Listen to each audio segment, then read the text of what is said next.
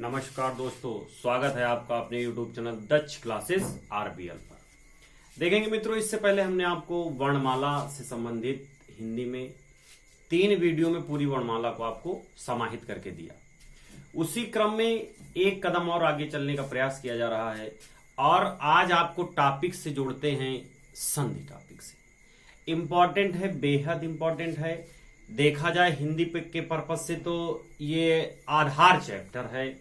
अगर यहां से आपको संधि विग्रह, संधि करना पूर्णतः समझ में आ गया तो निस्संदेह आगे आने वाले चैप्टर आपको आसान लगेंगे, क्योंकि अभी देखा जाए तो आगामी लेखपाल की परीक्षा या फिर जेल वार्डन की परीक्षा, ये सारी परीक्षाएं लगी हैं, तो इनमें हिंदी एक बहुमूल्य रोल अदा करता है।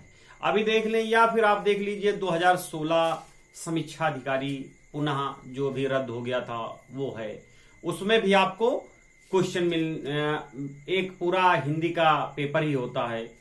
तो उसी क्रम में चलते हैं और आपको एक नए टॉपिक से जोड़ते हैं।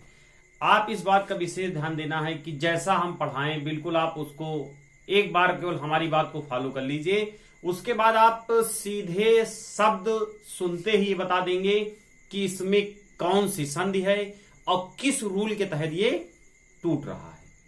संधि का शाब्दिक अर्थ देखा जाए तो संधि का मतलब होता है जोड़ या मेल। संधि का अर्थ क्या होता है मित्रों?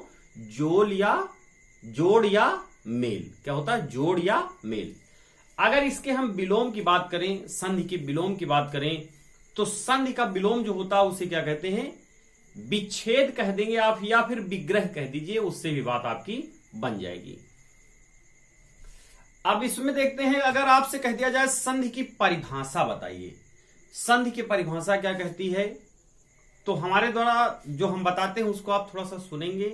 निस्संदेह आपको याद रहेगी तब भी चलेगा, नहीं याद रहेगी तब भी चलेगा, क्योंकि संधि का जो बाय डिफिनीशन है वहां से कोई विशेष इसका प्रश्न नहीं बना है। हाँ, बताया इसलिए जाता है कि अगर कोई प्रश्न बन जाए कभी तो आप उसको पूर्णतः हल कर पाए। आप सुनेंगे संधि की परिभाषा। दो वर्णों के मेल से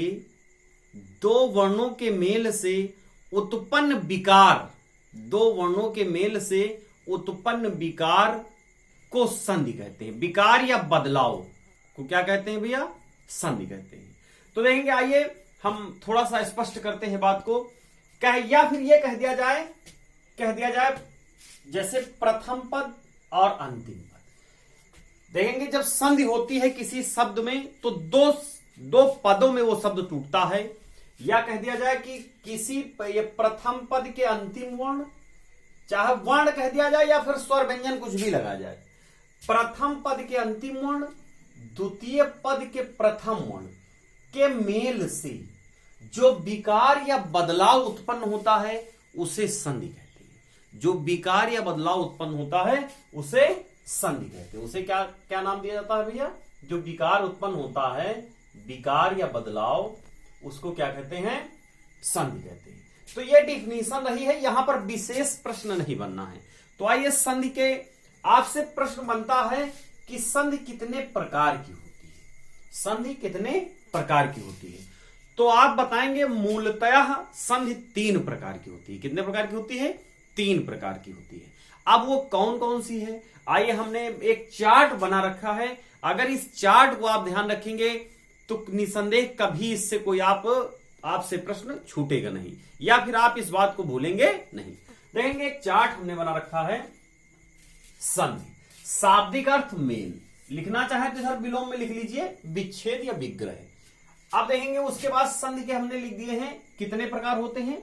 मूलतः 3 प्रकार होते हैं। कितने भैया? मूलतः संधि के 3 प्रकार होते हैं। अब वो 3 प्रकार हैं कौन से? तो संधि के 3 प्रकार जो हैं उसमें स्वर संधि, व्यंजन संधि, विसर्ग संधि। स्वर संधि, व्यंजन संधि, विसर्ग संधि, ये संधि के 3 प्रकार हैं। अब इस 3 प्रकार में भी बात नहीं बनी और इस देखा गया कि अभी इसमें स्वर व्यंजन और स्वर का मेल, तो इससे फिर स्वर के क्या कर दिए गए? 5 भेद। स्वर के कितने प्रकार होते हैं? स्वर संधि के कितने प्रकार होते हैं? 5। अभी देखेंगे व्यंजन और विसर्ग संधि के आपको बाय फॉर्मेट या रूल मिलते चले जाएंगे, वहां प्रकार का कोई उल्लेख नहीं है, लेकिन स्वर संधि के जो होते हैं वो 5 प्रकार होते हैं। वो कौन कौन से हैं उसको समझ लीजिए। स्वर संधि के जो 5 प्रकार हैं उसमें पहला प्रकार आपका मिलेगा दीर्घ संधि, दूसरा आपको मिल जाएगा गुण संधि, तीसरा आपको वृद्धि संधि, और चौथा आपको हो जाएगा यण संधि, और पांचवा भैया क्या हो जाएगा आयादी संधि। यानी स्वर संधि देखेंगे, सीधे आपसे पूछा जाएगा संधि कितने प्रकार की होती है, तो मूलतः संधि 3 प्रकार की होती है, स्वर संधि, व्यंजन संधि, विसर्ग संधि। अब उसके बाद स्वर संधि, हाँ इंपॉर्टेंट की दृष्टिया देखेंगे तो स्वर संधि सबसे ज्यादा इंपॉर्टेंट है, यहां से बार बार प्रश्न बने हैं, ये इंपॉर्टेंट बहुत ज्यादा है। तो देखेंगे अब आपसे पूछा जा सकता है स्वर संधि के कितने प्रकार होते हैं, तो स्वर संधि के कितने प्रकार होते हैं 5 प्रकार। कौन कौन से होते हैं, दीर्घ संधि, गुण संधि, वृद्धि संधि, यण संधि, आयादी संधि। आप एक बार 2 बार रिपीट करेंगे सारी बात आपको ध्यान हो जाएगी। स्वर संधि के 5 प्रकार, दीर्घ संधि, गुण संधि, वृद्धि संधि, यण संधि, आयादी संधि।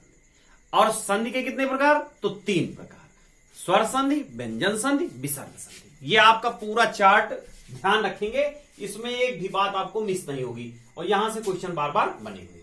अब देखेंगे हमने इसमें और कुछ बातें दर्शाई हैं, जैसे दीर्घ संधि का फार्मूला होता है आकाश सवर्णे दीर्घा, तो वहां बाय फार्मूला ना चलते हुए, क्योंकि वहां पर फार्मूले से थोड़ा सा उल्लेख करने से बड़ा हो जाता है कॉन्सेप्ट, तो उसी कॉन्सेप्ट को थोड़ा सा हम छोटे कॉन्सेप्ट मिलाए हैं, उसको आप समझने का थोड़ा सा प्रयास करें। दीर्घ संधि का फार्मूला होता है आकाश सवर्णे दीर्घा। तो देखेंगे अब इसमें कहने का तात्पर्य यह है कि जो भी मेल होगा वो दीर्घ के साथ होगा, यानी आप इसमें मात्राएं ध्यान रखें, जो मात्राएं ध्यान रहेंगी आप देखते ही शब्द को ये बताएंगे कि इसमें कौन सी संधि होती है। आप इस चार्ट को पूरा बना लेना है, 2-3 बार पढ़ेंगे। जैसे दीर्घ संधि में कौन कौन सी मात्रा है, बड़ा आ, बड़ी ई, बड़ा ऊ। इस चार्ट को पहले आप एक बार देख लीजिए, बना लीजिए, उसके बाद हम पढ़ा दें, फिर आप एग्जाम्पल ले लीजिए कैसे करना है कैसे नहीं करना, सारी बात आपको स्पष्ट हो जाएगी। दीर्घ संधि में कौन कौन सी मात्रा आएंगी आपकी, बड़ा, बड़ी ई, बड़ा ऊ, बड़ा आ, बड़ी, बड़ा ऊ। इसमें छोटे की कोई बात नहीं होगी, छोटे ये सब।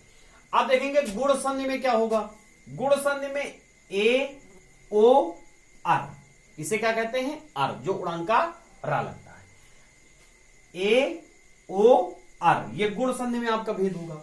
ये मात्राएं हैं, 90% आप मात्रा देख के ही शब्द में बता देंगे कौन सी संधि होगी, पहले एक बार पढ़ लीजिए बस। वृद्धि संधि, अब वृद्धि संधि में क्या होगा, आए, आओ, आए, आओ, 2 मात्राएं मात्र, ऐसा लगा मिल जाए जैसे सदैव, महोत्सव, ये सब इसमें आ जाएंगी।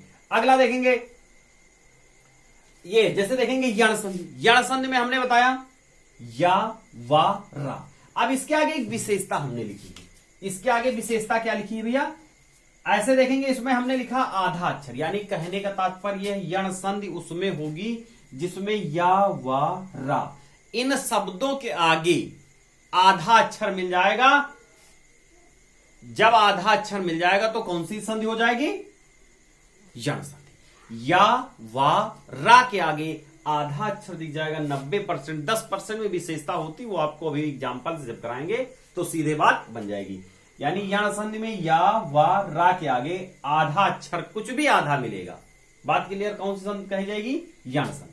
आयादी संधि में क्या होता है, आयादी संधि में आए, आए, आओ, आओ, आए, आए, आओ, आओ। इसको आप बना लीजिए एक बार, इसको बना लीजिए, और उसके बाद अब आज हम आपसे बात करेंगे, इस जो भी बात करेंगे उसमें दीर्घ संधि और गुण संधि। दीर्घ संधि और गुण संधि में आपको डिवाइड करते हैं, उसमें आपको समझाते हैं कि ये संधि कैसे होगी। अब देखेंगे, जैसे आप इसको पूरा बना लीजिए, पूरा बना लीजिए, नोट कर लीजिए, उसके बाद हम बात को बढ़ाते हैं। तो देखेंगे मित्रों, इसमें बड़ा जैसे देखा जाए, बड़ा किससे, इसमें 4 कंडीशनें होंगी, बड़ा के अंतर्गत 4 कंडीशन। किससे मिलके बड़ा बनेगा, तो छोटा प्लस छोटा मिलके क्या, बड़ा, छोटा प्लस बड़ा मिलके क्या, बड़ा, बड़ा प्लस छोटा मिलके क्या, बड़ा, बड़ा प्लस बड़ा मिलके क्या बड़ा, क्योंकि आका सवर्णे दीर्घा यानी छोटा और हाँ देखेंगे ये दीर्घ संधि समान स्वरों से मिलके, ये ऐसी संधि है समान स्वरों से मिलके ये संधि होती है, तो ये भी ध्यान रखेंगे समान स्वरों से मिलके दीर्घ संधि निर्मित होती है। तो इसमें देखेंगे यानी कि बड़ा आ के अंतर्गत 4 कंडीशनें होंगी, और देखेंगे तो बड़ी ई के अंतर्गत भी 4 कंडीशनें और बड़े ऊ के अंतर्गत भी 4 कंडीशनें होंगी, जो कि अभी हम आपके सामने शेयर करेंगे। तो देखेंगे इस बड़ा आ के अंतर्गत 4 कंडीशनें होंगी। अब कौन सी कंडीशन लगती है ये बात सार्थक और निरर्थक शब्दों पर डिपेंड करता है कि किस शब्द किस पार्ट को उठा के लगाया जाए कि जो 2 पदों में टूटे संधि वाला शब्द उसमें सार्थक शब्द रहे। सार्थक का मतलब कि उनका एक अर्थ हो, निरर्थक ना हो, यानी कि ऐसा शब्द ना हो जिसका कोई अर्थ ना हो। तो आइए हम चलते हैं पहले शब्द की ओर। जैसे लिखा है परमार्थ, क्या लिखा भैया परमार्थ, इंपॉर्टेंट है परमार्थ। अब कैसे करेंगे, पहले हमारी बात को पूरा समझेंगे एक बार, उसके बाद फिर करना है। देखेंगे आपको करना क्या है, शब्द विच्छेद आना चाहिए, यानी कि शब्द विग्रह इसमें आपको करना आना चाहिए। तो देखेंगे कैसे करेंगे उसको थोड़ा सा आप समझेंगे। अगर हमने बताया आपको अभी इससे पहले हमने बताया कि भाई बड़ा जहां लगेगा वहीं से टूटेगी बात, दीर्घ संधि में बड़ा बड़ी बड़े ऊ से ही टूटेगा। तो इसमें देखेंगे बड़ा कहां लगा, ये यहां पे लगा, तो सीधे वहां से तोड़ेंगे। अब बड़े आ यानी कि किसी मात्रा से हटा ले, किसी शब्द से उसकी मात्रा को हटा लेना, यानी उसको क्या कह देना, उसको क्या कर देना है आधा कर देना, यानी स्वर रहित कर देना है। क्या कर देना है, स्वर रहित। तो आइए चलते हैं सीधे, इसमें करना क्या होगा, जैसे इस यहां से मात्रा हटाएंगे तो लिखेंगे क्या, ये मां में हलंत लग जाएगा। अब यहां से बड़ा आ निकाल के आप बाहर रख देना है, और जैसा था लिखा उसको वैसा छोड़ देना है, कुछ करना नहीं है। आपने किया क्या, परम जैसा था मां में आ की मात्रा लगी थी, हमने कहा जब किसी से मात्रा हटाई जाती है तो वो वर्ण आधा होता है, यानी स्वर रहित हो जाता है, क्योंकि आपको पता है कि व्यंजन जो होता है वो स्वरों की सहायता से बोला जाता है।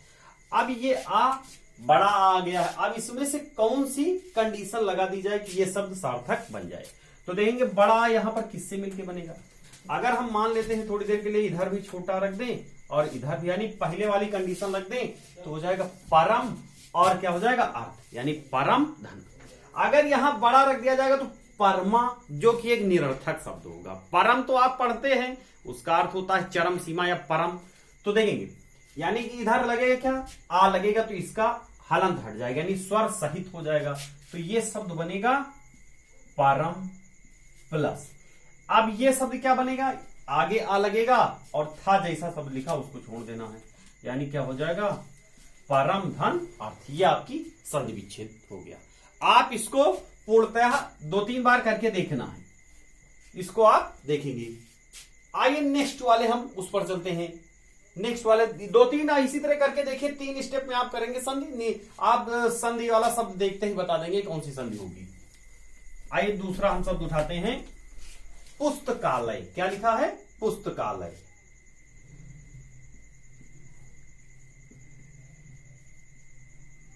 पुस्तकालय। अब देखेंगे आ यहां पर लगा हुआ, यहीं से टूटेगा, सीधे लिखेंगे क्या, हलंत लगाएंगे बड़ा आ बाहर, और लय जैसे लिखा बिल्कुल वैसा छोड़ देना है। अब ये आ यहां पर देखो, अगर यहां पर बड़ा हम निकालेंगे तो पुस्तका, जो कि निरर्थक शब्द होगा, यानी इधर क्या आएगा छोटा प्लस। आलय होता है या आलय, आलय होता है, क्या होता है भैया आलय नहीं होता, आलय निरर्थक होता है, अर्थात इधर क्या होगा बड़ा। अब ये बड़ा इसके आगे लग जाएगा छोटा इधर, यानी जो आपकी संधि विच्छेद हो जाएगी वो क्या हो जाएगी पुस्तक धन आलय, पुस्तक धन आलय। बात क्लियर, नोट कर लीजिए इसको। इसी तरीके से आप प्रैक्टिस करते रहेंगे, सारा शब्द आप समझ जाएंगे कैसे संधि विच्छेद होगा। आइए नेक्स्ट की ओर चलते हैं।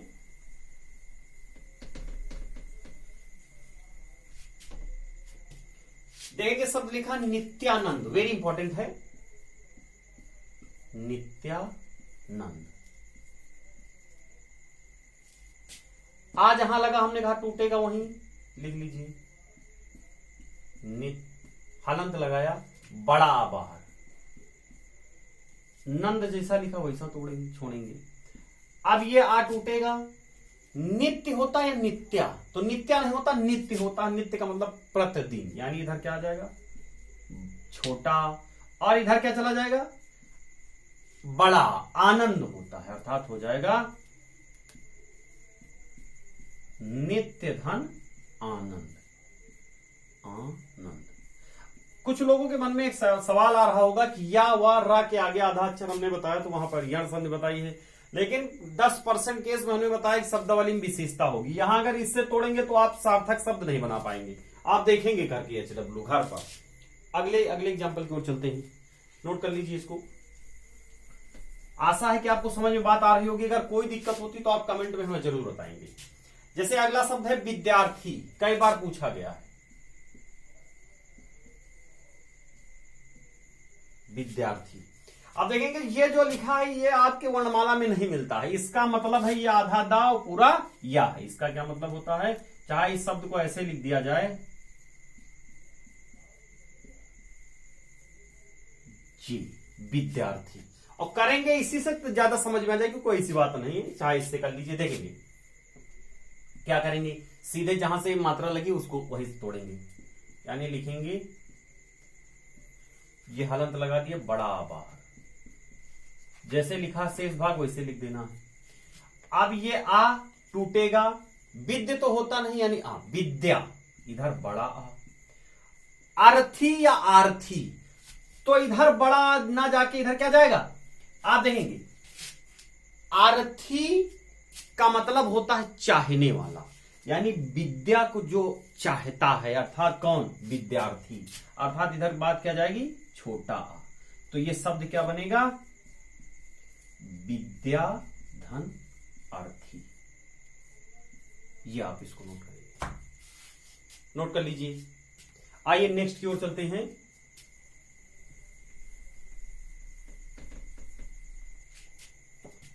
जैसे देखेंगे विद्यालय, सारे इंपॉर्टेंट आपको करा रहे हैं, आपको भी एक सीरीज भी देंगे, सीधे उसी तरीके से करेंगे। हलंत लगाएंगे बड़ा बाहर, लय जैसा लिखा वैसा। अब यहां से इसको तोड़ देना, इधर आ जाएगा बड़ा आ, इधर अब इधर बड़ा आ जाएगा, क्योंकि आलय नहीं होता आलय होता है। आलय का मतलब निवास जहां हो।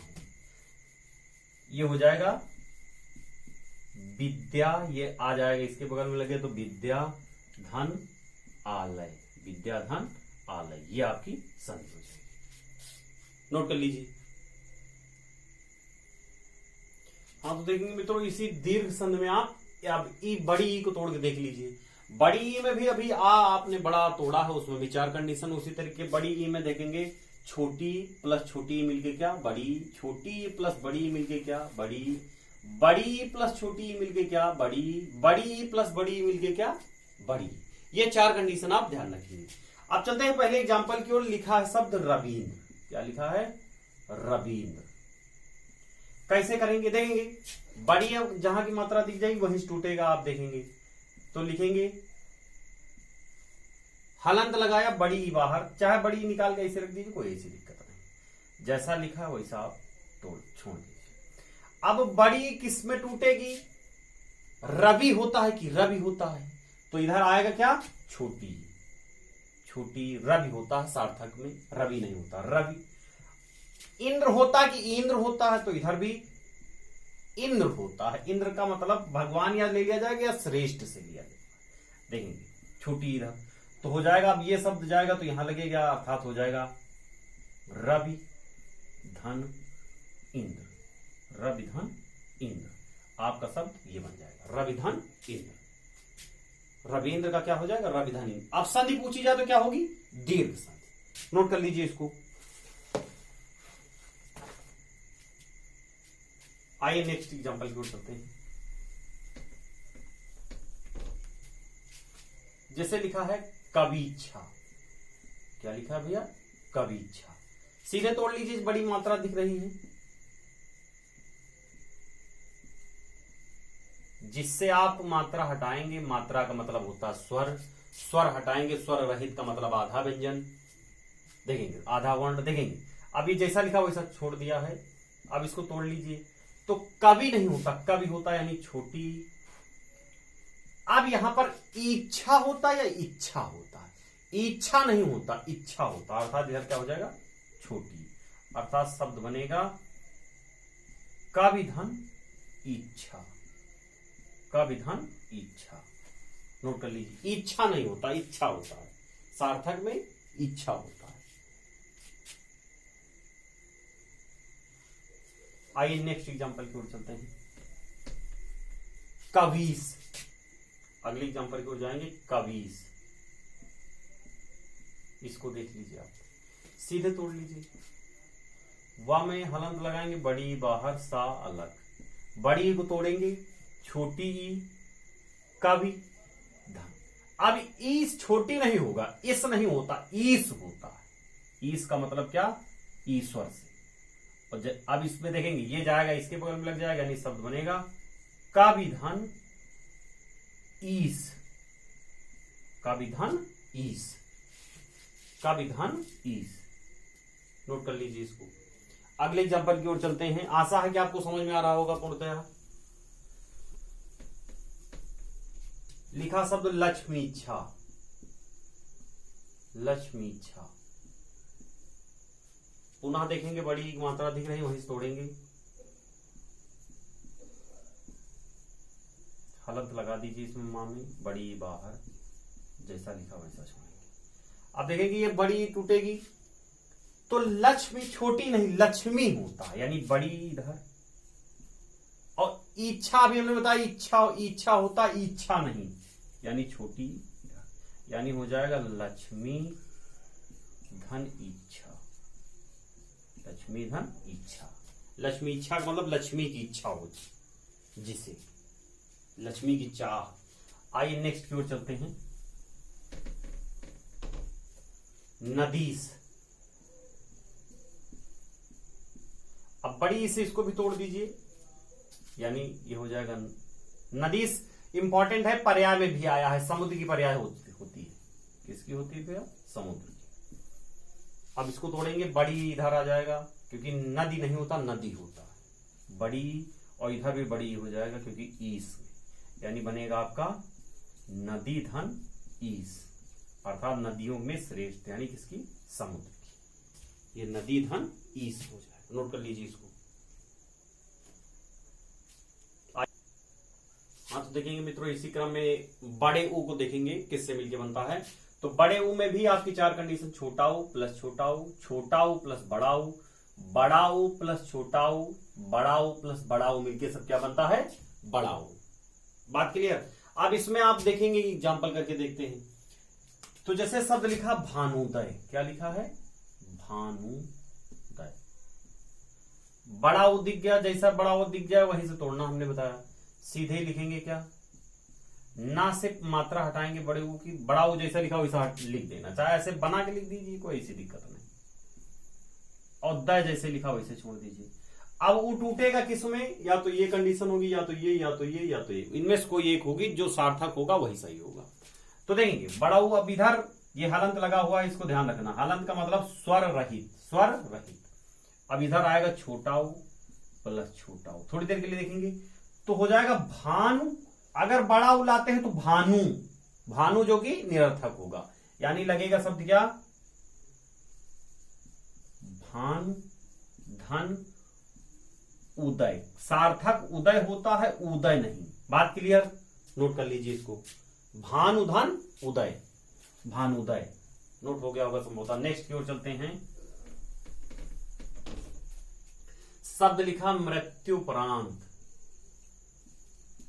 वेरी इंपॉर्टेंट शब्द, मृत्युपरांत, कई बार पूछा गया है। सीधे देखेंगे, या में हलंत लगाएंगे, चाहे ऐसे मात्रा लिख लीजिए, चाहे ऐसे लिख दीजिए, बढ़ाओ। परांत जैसे लिखा उसको छोड़ना है, बिल्कुल वैसे। अब बढ़ाओ किससे, एक इसमें से कोई उतर के आएगा, तो मृत्यु नहीं होता, मृत्यु होती है, यानी छोटा ऊ। उपरांत नहीं होता, उपरांत यानी छोटा ऊ, इधर भी, यानी लिखेंगे मृत्यु धन उपरांत, इसमें जुड़ेगा यहां पर तो हो जाएगा उपरांत। नोट कर लीजिए इसको, यानी आपका जो संधि विच्छेद होगा मृत्यु उपरांत का क्या होगा, मृत्यु धन उपरांत। और कौन सी संधि होगी, दीर्घ संधि। आइए नेक्स्ट की ओर चलते हैं। आशा है कि आपको समझ में आ रहा होगा पूर्णतः। जैसे शब्द लिखा है लघूर्मी, क्या लिखा है? लघूर्मी। सारे इंपॉर्टेंट हैं लघूर्मी। अब इसको तोड़ लीजिए, आप देखेंगे घा से बड़ा ऊ निकाल लीजिए, ऐसे लिख लीजिए, जैसा लिखा उसको वैसा छोड़ दीजिए। अब बड़ा ऊ किससे टूटेगा? छोटा ऊ। लघु या लघु, तो छोटा ऊ सार्थक होता है। और इधर देखेंगे तो इधर बड़ा ऊ, ऊर्मी होता है, ऊर्मी नहीं, यानी इधर आ जाएगा आपका बड़ा ऊ।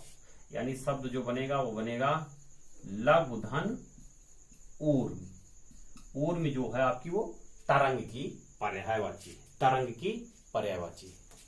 ये बड़ा ऊ होगा, ध्यान रखेंगे, लघु धन ऊर्मी।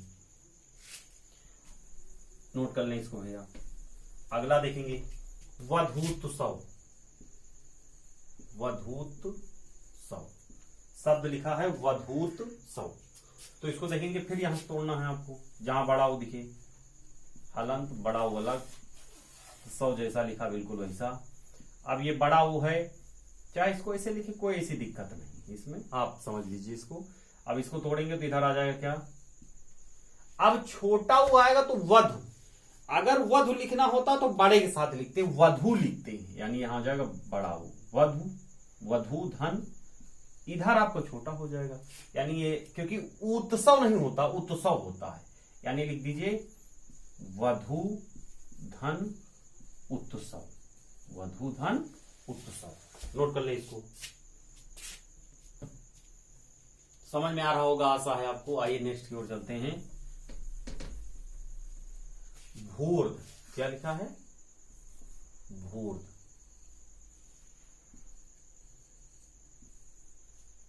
अब देखेंगे आप यहां पर बड़ा ऊ लगा, यही से तोड़ना है। भा में हलंत लगाएंगे, बड़ा ऊ निकाल के बाहर कर देना है, जैसा शब्द लिखा वैसा छोड़ देना है। बड़ा ऊ किससे मिलके? अब छोटा भू नहीं होता, भू होता है, भू से भूमि, तो देखेंगे इधर हो जाएगा बड़ा ऊ। अब ऊर्ध नहीं होता, ऊर्ध होता, इधर भी आपका क्या हो जाएगा? बड़ा ऊ। सार्थक या निरर्थक से बातें आप क्लियर होंगी। तो यहां भी ये लगेगा तो हो जाएगा भू धन, इधर हो जाएगा ऊर्ध, अर्थात भूमि से उपजने वाला भूर्ध। बात क्लियर? तो ये भैया दीर्घ संधि आपका समापन की ओर है, इस पर आप प्रैक्टिस करेंगे। अगर कोई भी शब्दावली नहीं आपको समझ में आती तो आप कमेंट में जरूर बताएंगे। ये आगामी लेखपाल की परीक्षाओं के लिए बहुत इंपॉर्टेंट है। कई बार यहां से सारे क्वेश्चन, जितने भी एग्जाम्पल हमने कराए वो बहुमूल्य एग्जाम्पल थे, कई बार बने हुए हैं। तो इसको ज्यादा से ज्यादा आप हमारे चैनल को लाइक सब्सक्राइब करें और लोगों में शेयर करें। जैसे ही सब्सक्राइबर बढ़ते हैं कि ये कंडीशन जो भी आपकी है उसमें हम ज्यादा जल्दी आप प्रयास करें, ताकि हम आपके सामने लाइव उपस्थित हो सकेगी, ताकि आपके जो प्रश्न उत्तरी जवाब हो उनको हम दे पाएं। तब तक के लिए धन्यवाद।